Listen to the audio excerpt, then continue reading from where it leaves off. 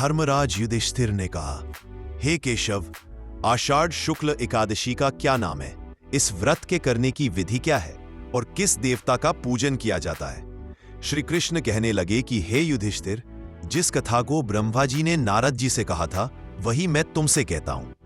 एक बार देवर्षि नारद जी ने ब्रह्मा जी से इस एकादशी के विषय में जानने की उत्सुकता प्रकट की। तब ब्रह्मा जी ने उन्हें बताया, सतयुग में मानधाता नामक एक चक्रवर्ती सम्राट राज्य करते थे।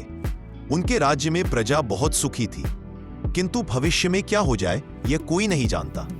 अतः वे भी इस बात से अनभिज्ञ थे कि उनके राज्य में शीघ्र ही भयंकर अकाल पड़ने वाला है। उनके राज्य में पूरे 3 वर्ष तक वर्षा न होने के कारण भयंकर अकाल पड़ा। इस अकाल से चारों ओर त्राही त्राही मच गई। धर्म पक्ष के यज्ञ, हवन, पिंडदान, कथाव्रत आदि में कमी हो गई। जब मुसीबत पड़ी हो तो धार्मिक कार्यों में प्राणी की रुचि कहाँ रह जाती है। प्रजा ने राजा के पास जाकर अपनी वेदना की दुहाई दी। राजा तो इस स्थिति को लेकर पहले से ही दुखी थे। वे सोचने लगे कि आखिर मैंने ऐसा कौन सा पाप कर्म किया है जिसका दंड मुझे इस रूप में मिल रहा है।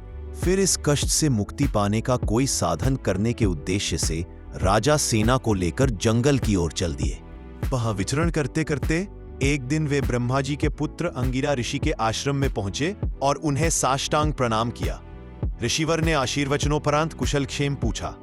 फिर जंगल में विचरने व अपने आश्रम में आने का प्रयोजन जानना चाहा। तब राजा ने हाथ जोड़कर कहा, महात्मन, सभी प्रकार से धर्म का पालन करता हुआ भी मैं अपने राज्य में दुर्भिक्ष का दृश्य देख रहा हूं। आखिर किस कारण से ऐसा हो रहा है? कृपया इसका समाधान करें। यह सुनकर महर्षि अंगिरा ने कहा, हे राजन, सब युगों से उत्तम यह सतयुग है। इसमें छोटे से पाप का भी बड़ा भयंकर दंड मिलता है। इसमें धर्म अपने चारों चरणों में व्याप्त रहता है। ब्राह्मण के अतिरिक्त किसी अन्य जाति को तप करने का अधिकार नहीं है, जबकि आपके राज्य में एक शूद्र तपस्या कर रहा है। यही कारण है कि आपके राज्य में वर्षा नहीं हो रही है। जब तक वह काल को प्राप्त नहीं होगा तब तक यह दुर्भिक्ष शांत नहीं होगा। दुर्भिक्ष की शांति उसे मारने से ही संभव है। किंतु राजा का हृदय एक नरपराध शूद्र तपस्वी का शमन करने को तैयार नहीं हुआ। उन्होंने कहा, हे देव, मैं उस निरपराध को मार दूं, यह बात मेरा मन स्वीकार नहीं कर रहा है। कृपा करके आप कोई और उपाय बताएं। महर्षि अंगिरा ने बताया, आषाढ़ माह के शुक्ल पक्ष की एकादशी का व्रत करे। इस व्रत के प्रभाव से अवश्य ही वर्षा होगी। राजा अपने राज्य की राजधानी लौट आए और चारों वर्णों सहित पद्मा एकादशी का विधि पूर्वक व्रत किया। व्रत के प्रभाव से उनके राज्य में मूसलधार वर्षा हुई और पूरा राज्य धन धान्य से परिपूर्ण हो गया।